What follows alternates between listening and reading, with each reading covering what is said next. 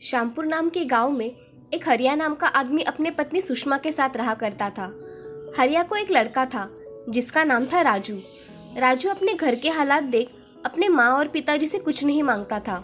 हरिया auto rickshaw चलाता था। उसकी खुद की ऑटो रिक्शा थी, मगर वो खराब हो जाने के कारण वो आंगन में पड़ी हुई थी। हरिया किराए पर ऑटो रिक्शा लिया करता था और रात को ऑटो रिक्शा के साथ उस ऑटो का किराया भी चुकता कर दिया करता था। हरिया ने दिन भर जितनी कमाई की उसमें से आधा हिस्सा तो किराए में चला जाता था। इसीलिए हरिया के घर के हालात कुछ अच्छे नहीं थे। एक दिन सुषमा हरिया से, अजी घर का राशन खत्म हो गया है, जरा आते समय कुछ लेकर आना। सुषमा, मैंने तुम्हें हफ्ते पहले ही पैसे दिए थे, क्या वो खत्म हो गए? हाँ जी, वो तो कब के खत्म हो गए। सुषमा, मैं क्या करूं, मुझे कुछ समझ में नहीं आ रहा। सारे पैसे तो किराया देने में ही चले जाते हैं। ठीक है जी, अब चिंता मत करो, ये हफ्ता ऐसे ही चला जाएगा। ठीक है सुषमा, मैं देखता हूँ ये 2 दिन में कुछ होता है क्या। जी। ऐसा कहकर हरिया खाना खाकर सो जाता है। उसका बेटा राजू ये सब देख रहा था। उसको घर के हालात देख बहुत बुरा लगता था। हरिया अगले दिन जाकर फिर से ऑटो रिक्शा किराए पे लेकर चलाने निकल जाता है। तभी हरिया मन में, आज मुझे कुछ भी करके ज्यादा पैसे कमाने ही पड़ेंगे, वरना मेरे घर का गुजारा नहीं होगा, ऐसा मन में सोचकर हरिया ऑटो चला रहा था। तभी एक आदमी ने हरिया को आवाज लगाई, अरे भैया, जरा ये लकड़ियाँ बाजार में लेकर चलोगे? हाँ जरूर लेकर चलूंगा, तुम ऑटो में वो लकड़ियाँ डाल दो। हाँ भाई साहब, अभी डालता हूँ। ऐसा कहकर वो आदमी ऑटो में लकड़ियाँ डालता है और हरिया बाजार में लकड़ियाँ लेकर चला जाता है। तभी वो आदमी एक जगह लकड़ियाँ उतारकर बाजार में बेचने चला जाता है। तभी वो आदमी, अरे भाई, तुम जाते समय इस रास्ते से जाओगे क्या? मेरी लकड़ियाँ भी तब तक बेची जाएगी तो मैं तुम्हारे साथ ही वापस आ जाऊंगा। ठीक है भाई साहब। ऐसा कहकर हरिया वहाँ से चला जाता है। हरिया दिन भर काम करता है। शाम का समय हो जाने के कारण हरिया घर जाने लगता है। तभी उसे आदमी की याद आती है। हरिया उसे देखता है तो वो आदमी एक पेड़ के नीचे खड़ा दिखाई देता है। तभी हरिया उसके पास जाकर, चलो भाई, मैं घर जा रहा हूँ, तुम्हें भी रास्ते में छोड़ देता हूँ। हाँ चलो भाई। हरिया के साथ वो आदमी उसके ऑटो में बैठ जाता है। तभी हरिया उस आदमी से, भाई तुम्हारा नाम क्या है? मेरा नाम शिवा है भाई, मैं रास्ते में ही रहता हूँ। मेरा लकड़ी बेचने का कारोबार है, कभी अच्छी लकड़ी मिल जाती है, कभी नहीं मिलती। अच्छा, मैं भी ऑटो रिक्शा चलाकर अपना गुजारा करता हूँ। किराए का ऑटो रिक्शा चलाकर आधा मुनाफा तो उसी में चला जाता है। हाँ भैया, ये बात तो सही कही तुमने, आधा मुनाफा तो किराए में ही चला जाता है। हाँ भाई। शिवा, तुम्हारा घर आ गया, आता हूँ भाई। ऐसा कहकर शिवा वहाँ से चला जाता है और हरिया अपने घर चला आता है। आज भी ऑटो रिक्शा के मालिक को आधा मुनाफा देकर हरिया अपने घर चला जाता है। तभी सुषमा हरिया से, अजी आज कुछ ज्यादा मुनाफा मिला है क्या? अरे नहीं सुषमा, मुझे भी अच्छा नहीं लगता। ऐसे तुम मुझे पैसे मांगती हो और मैं तुम्हें हमेशा मना कर देता हूँ। आज दिन भर क्या क्या हुआ वो बताइए। आज मुझे एक नया दोस्त मिला है, उसका नाम शिवा है। उसका लकड़ी बेचने का व्यवसाय है। अच्छा, ये तो अच्छी बात है। हाँ। उन दोनों की बातें राजू सुन लेता है और राजू हरिया से, पिताजी, क्या आपका दोस्त आपको कुछ लकड़ियाँ देगा? पूछना पड़ेगा बेटे, मगर हमें लकड़ियों की क्या जरूरत है? पिताजी, मेरे मन में एक विचार आया है, अगर आपको ठीक लगे तो हम आगे उस पर विचार करेंगे। मुझे पहले ये बताओ, तुम्हारा विचार क्या है? पिताजी, आपने कहा था ना कि हमारी ऑटो खराब हो गई है, लेकिन उसका इंजन शुरू है। अगर हमने उस ऑटो के पार्ट को लकड़ी का बना दिया तो हमारा काम भी हो जाएगा और ऑटो भी तैयार हो जाएगी। इसमें हमें कम खर्चा भी लगेगा। अरे राजू, ये विचार तो मेरे मन में कभी आया भी नहीं। मैं कल ही शिवा से पूछकर उससे लकड़ियाँ खरीदता हूँ और लकड़ी के कारीगर को बुलवाकर उनसे ये काम करवा लेते हैं। ये सच में बहुत अच्छा विचार है। इससे हमारा ऑटो का किराया भी बच जाएगा। हाँ सुषमा, तुम सही कह रही हो। मैं कल ही शिवा के पास जाकर पूछता हूँ। नेक काम में देरी नहीं करनी चाहिए। जी। ऐसा कहकर तीनों खाना खाकर सो जाते हैं। अगले दिन जब हरिया काम के लिए निकलता है तो शिवा से मिलने के लिए जल्दी निकल जाता है। हरिया शिवा के घर सुबह ही चला जाता है। तभी शिवा अखबार पढ़ रहा होता है। तभी हरिया शिवा से, नमस्ते शिवा, कैसे हो? मैं अच्छा हूँ हरिया भाई, आज सुबह सुबह इधर आना कैसे हुआ? अरे शिवा, मुझे तुमसे कुछ काम था, इसलिए तुमसे सुबह सुबह मिलने चला आया। क्या काम था हरिया भाई तुम्हें मुझसे? शिवा, मुझे तुम्हारी थोड़ी मदद चाहिए थी। क्या तुम मुझे थोड़ी सी लकड़ियां दे सकते हो? मेरे पास पैसे आ जाने के बाद मैं तुम्हें उसके पैसे दे दूंगा। अरे हरिया भाई, ये क्या पूछने की बात है? तुम लेकर जाओ, पैसे बाद में भी दिए तो चलेगा, मुझे कोई जल्दी नहीं है। हरिया शिवा की ये बातें सुन खुश हो जाता है। तभी शिवा हरिया को लेकर अपने लकड़ियों के गोदाम में लेकर चला जाता है और हरिया से कहता है, हरिया भाई, तुम्हें जो भी लकड़ी चाहिए तुम वो ले सकते हो, लेकिन मेरे हिसाब से ये लकड़ी बहुत अच्छी है। फिर मैं यही लकड़ी लेकर चला जाता हूँ। तुमने मेरी बड़ी सहायता की है शिवा भाई। अरे भाई, दोस्ती में तो इतना चलता ही है। चलो शिवा भाई, मैं चलता हूँ। ये लकड़ियां घर लेकर जाता हूँ और काम भी तो करना है। हाँ हरिया भाई, ठीक है। ऐसा कहकर हरिया शिवा के यहाँ से लकड़ियाँ लेकर अपने घर चला आता है और घर के आंगन में लकड़ियाँ डाल देता है। तभी सुषमा हरिया से, अजी आप लेकर आए लकड़ियाँ, अब हमारी ऑटो का काम जल्दी हो जाएगा। हाँ सुषमा, मैं अभी कारागिर को बुला कर लाता हूँ। वो आज से ही काम शुरू कर देगा तो अच्छा होगा। जी। ऐसा कहकर हरिया राम नाम के कारागिर के पास चला जाता है। राम तब अपना दुकान खोल ही रहा था। तभी हरिया राम से, अरे राम भाई, मुझे तुमसे कुछ काम है। अरे भाई, आज इतनी सुबह सुबह क्या काम निकला? अरे राम भाई, मेरा पुराना ऑटो है ना, उसका इंजन चालू है। बाकी के ऑटो के पार्ट तुमको लकड़ी के बनाने हैं। तुम ये मेरा काम कर दोगे क्या? अरे हरिया भाई, मैंने आज तक ऐसा काम कभी नहीं किया।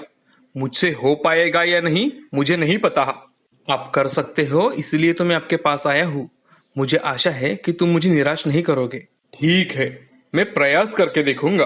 तो चलो राम भाई, आज से ही काम शुरू कर दो।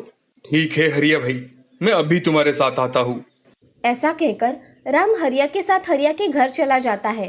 राम उस पुराने ऑटो को देख हरिया से, अरे हरिया भाई, इस ऑटो में तो कुछ बचा ही नहीं है।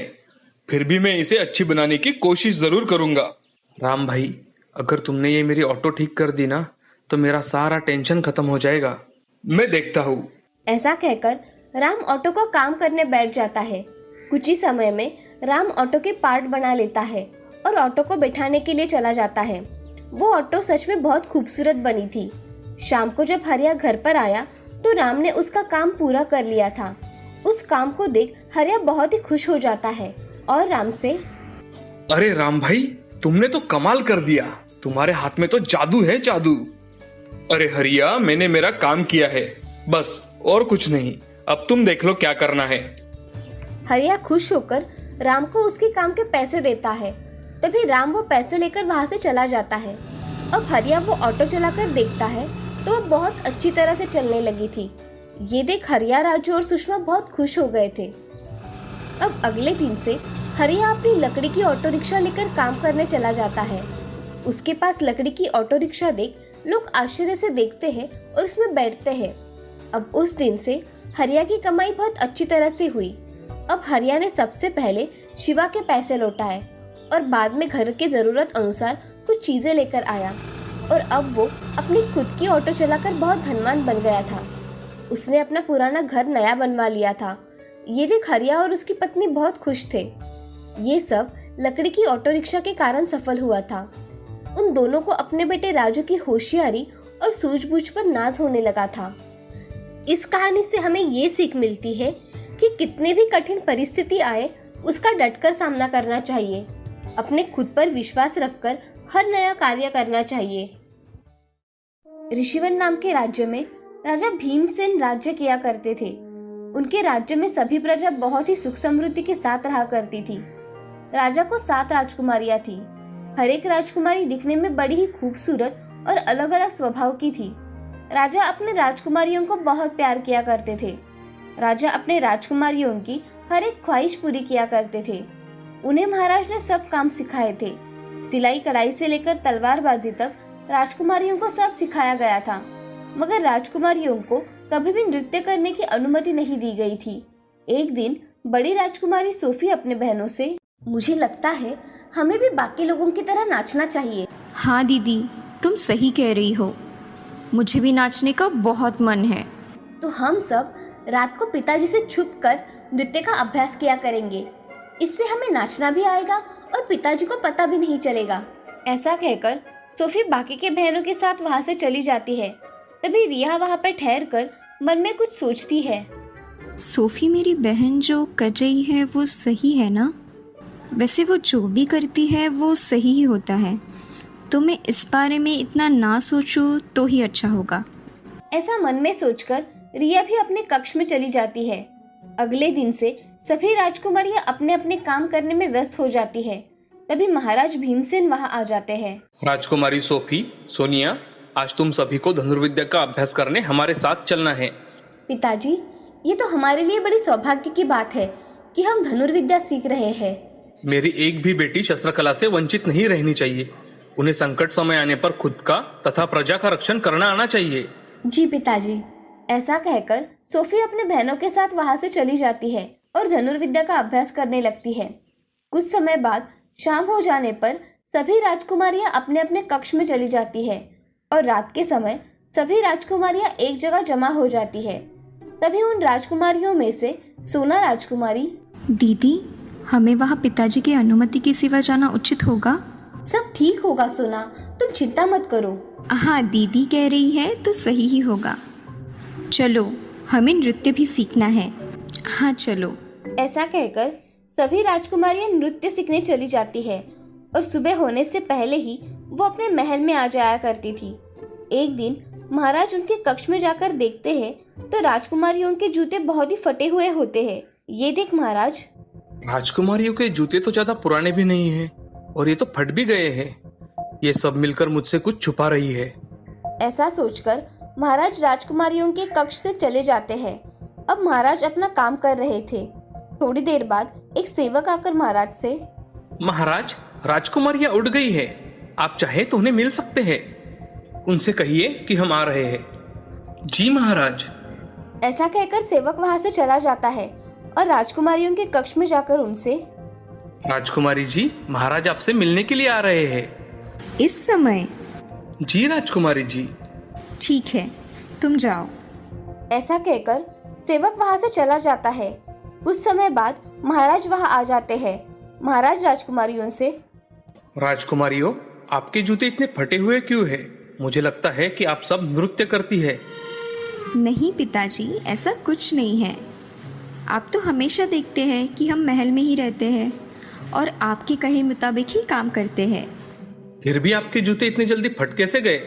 पिताजी, ये जूते कितने पुराने हैं, इसलिए ये फट गए। ऐसा कहकर सोफी बात को टाल देती है। ये बात महाराज की नजर से बच नहीं पाती। महाराज मन में, ये सब मुझसे कुछ न कुछ छुपा रही है। मुझे इसका पता लगाना ही पड़ेगा। ऐसा सोचकर महाराज राजकुमारियों के कक्ष से चले जाते हैं और अपने कक्ष में आकर सोचते हैं, मुझे इनका सच जानने के लिए कुछ ना कुछ युक्ति लगानी ही पड़ेगी। मैं मेरे बेटियों का सच जो भी नौजवान मेरे सामने लाएगा, उसे इस राज्य का राजकुमार और उसके साथ राजकुमारियों का विवाह करवा दूंगा। ऐसा मन में सोचकर महाराज पूरे राज्य में लोगों को सेवकों द्वारा संदेश भेजते हैं। सिपाही राज्य में जाकर, सुनो सुनो सुनो, हमारे महाराज की 7 राजकुमारियां हैं। उनसे अगर शादी करने इच्छुक कोई नौजवान हो तो उसे कुछ शर्तों और खुद को सिद्ध करना पड़ेगा, तभी वह इस राज्य का राजकुमार बन पाएगा। बाकी की शर्तें महल में आकर बता दी जाएगी। ऐसा कहकर सिपाही वहां से चले जाते हैं। सिपाही जाते ही बहुत से नौजवान महल में राजकुमारी से शादी करने के लिए जमा हो जाते हैं। उन सभी में अलग अलग राज्य के राजकुमार तथा दूसरे राज्य से आए हुए लोग भी आए थे। उन्हें देख महाराज, यहाँ जमे हुए सारे नौजवानों, आप सभी को मेरी राजकुमारियों से शादी करनी है, मगर उसके लिए आपको मेरी राजकुमारी कहाँ जाकर हर रोज नृत्य करती है, ये खोज निकालना होगा। जो ये खोज निकालेगा वही मेरी राजकुमारियों के साथ शादी कर पाएगा, वरना उसे मृत्यु दंड दिया जाएगा। ऐसा कहकर महाराज महल में चले जाते हैं। तभी महाराज की चुनौती सुनकर आधे नौजवान मृत्यु के भय से वहां से चले जाते हैं। जो भी वहां रुकते हैं वो किसी राज्य के राजकुमार तथा वीर साहसी नौजवान थे। अब वो महाराज के सामने जाकर कहते हैं, महाराज, हमें आपकी शर्त मंजूर है। मुझे ये सुनकर बहुत खुशी हुई कि आपको मेरी शर्त मंजूर है, मगर हाँ, आपको सिर्फ 5 दिन का समय दिया जाएगा। अगर आपने उन 5 दिनों में ये सब कर दिखाया तो आपका विवाह राजकुमारी के साथ संपन्न होगा, और अगर आप चुनौती हार गए तो आपको मृत्युदंड तथा आजीवन कारावास हो सकता है। हमें मंजूर है महाराज। आप सबकी रहने की व्यवस्था महल में की जाएगी। जी महाराज। ऐसा कहकर महाराज वहाँ से चले जाते हैं। अब सारे नौजवान राजकुमारियाँ कहाँ जाती है, क्या करती है, ये सब देखते हैं, मगर उनके हाथ कुछ भी नहीं आता। उन्हें समझ में ही नहीं आता कि राजकुमारियाँ नृत्य करने कब जाती है। वो सब नौजवान अपनी चुनौती में असफल हो जाते हैं। तभी महाराज उन्हें कारावास की शिक्षा सुनाते हैं और कुछ लोगों को मृत्युदंड की सजा सुनाते हैं। अब महाराज के सैनिक पूरे राज्य में पर्चे लगा देते हैं कि राजकुमारियों से जो भी नौजवान शादी करना चाहता है, उसे राजकुमारियां नृत्य करने कहाँ जाती है ये ढूंढना होगा। अगर किसी ने ढूंढ लिया तो उन्हें इनाम स्वरूप राज्य का राजकुमार तथा राजकुमारी से विवाह करवा दिया जाएगा। वो पर्चे देख सभी नौजवान उत्सुक हो जाते हैं, मगर महाराज की शिक्षा देख कोई भी उनके महल में नहीं जाता। एक दिन एक लड़का विराज जंगल के रास्ते से जा रहा था। तभी उसे एक बूढ़ी औरत भूख से तड़प रही दिखाई देती है। वो उसके पास जाकर, क्या हुआ दादी, आपको कुछ चाहिए क्या? बेटे, मुझे बहुत भूख लगी है और मुझे खाने को कुछ चाहिए। दादी, मेरे पास एक रोटी है, आप ये खा सकती है। ऐसा कहकर विराज बूढ़ी औरत को रोटी देता है। तभी वो बूढ़ी औरत एक सुंदर परी में परिवर्तित हो जाती है। ये देख विराज बहुत चौंक जाता है और उस परी से, आप एक परी है, तो आपने ऐसा क्यों किया? यहाँ से जाने वाले बहुत से लोगों ने मुझे देखकर अनदेखा कर दिया, मगर तुमने मेरी मदद की। बोलो बच्चे, तुम्हें क्या चाहिए? मुझे कुछ नहीं चाहिए परी जी। मैं तुम्हें ये जादुई कंबल देती हूँ। इसे तुमने खुद के बदन पर ओढ़ा तो तुम किसी को नहीं देख पाओगे और तुम तुम्हारे काम में सफल हो सकोगे। और कभी भी मेरी जरूरत पड़े तो मुझे याद कर लेना। ऐसा कहकर परी उसके हाथों में जादुई कंबल रख देती है और अदृश्य हो जाती है। अब विराज वो कंबल अपने पास रख लेता है और जंगल से बाहर राज्य में आ जाता है। उसे वहां लगा पर्चा दिखाई देता है। वो सोचता है कि मैंने आज तक बहुत सी चुनौतियों का सामना किया है, आज ये चुनौती भी लेकर देखता हूँ।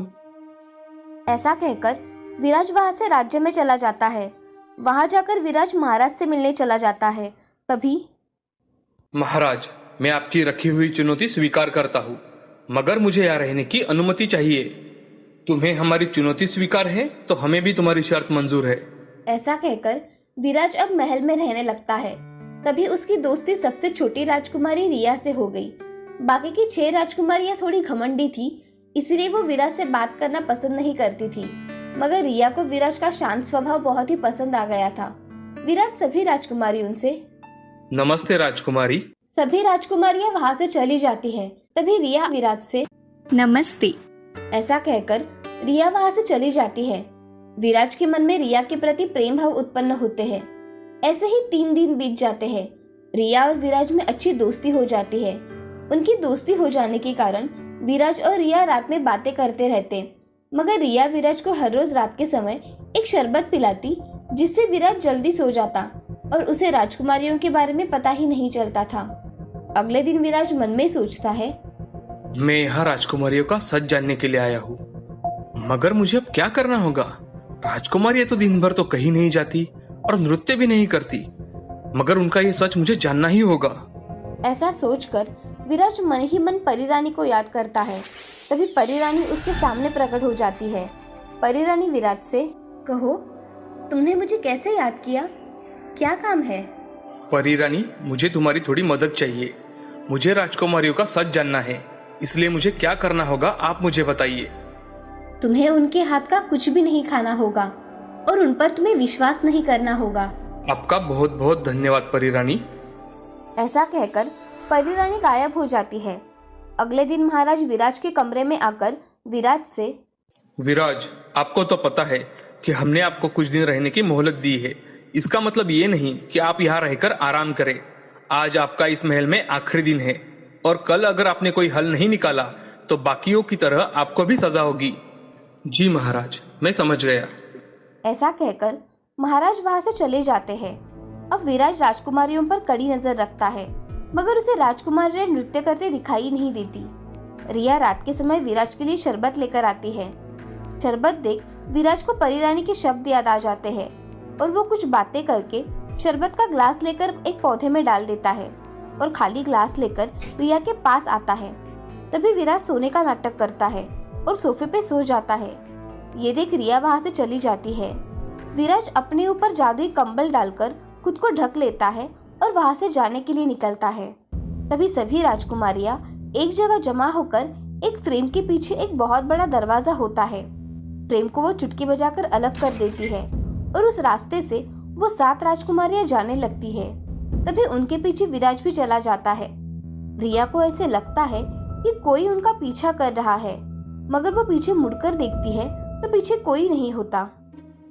विराज देखता है कि वहाँ अंदर अलग ही दुनिया होती है, जहाँ रंगी बिरंगी फूल थे और बहुत बड़ा स्टेज था, जहाँ 7 राजकुमारियां खड़ी रहकर डांस कर रही थी। वह संगीत भी शुरू हो जाता है। तभी ये सब देख विराज मंत्रमुग्ध हो जाता है। तभी उसे याद आता है कि उसे वापस भी जाना है। वो जल्दी जल्दी वहाँ से निकल जाता है और अपने कमरे में आकर सो जाता है। तभी राजकुमारियां अपना नृत्य समाप्त करके वापस महल में आ जाती है और कमरे में आकर सो जाती है। तभी रिया को मन में ऐसा लगता है कि क्या सच में विराज सो गए हैं? मैं एक बार देख के आती हूँ। ऐसा कहकर रिया विराज के कमरे में आकर देखती है तो विराज खर्राटे मारकर सो रहा था। तभी रिया का विश्वास हुआ कि उनका पीछा किसी ने नहीं किया। अब रिया भी अपने कमरे में आकर सो जाती है। अगले दिन 7 राजकुमारियां महाराज और विराज दरबार में हाजिर होते हैं। विराज से महाराज, विराज, क्या आपको पता चला कि राजकुमारियां कहाँ जाकर नृत्य करती है? हाँ महाराज, मुझे पता है। आप मेरे साथ आइए, मैं आपको दिखाता हूँ। ऐसा कहकर विराज महाराज को राजकुमारियों के कमरे में लेकर उस नगर में लेकर चला जाता है।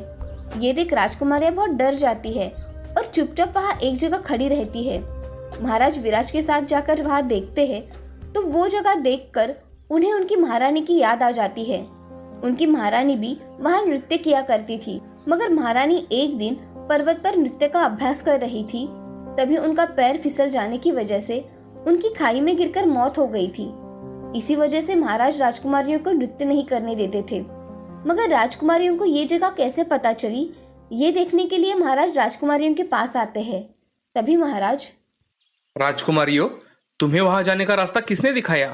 क्योंकि वो रास्ता तो सिर्फ मेरे और महारानी के सिवा किसी को नहीं पता। पिताजी, ये रास्ता हमें माँ ने ही बताया था, मगर आपने नृत्य करने से मना कर दिया था, इसीलिए हम यहाँ हर रोज रात को आकर नृत्य का अभ्यास किया करते थे।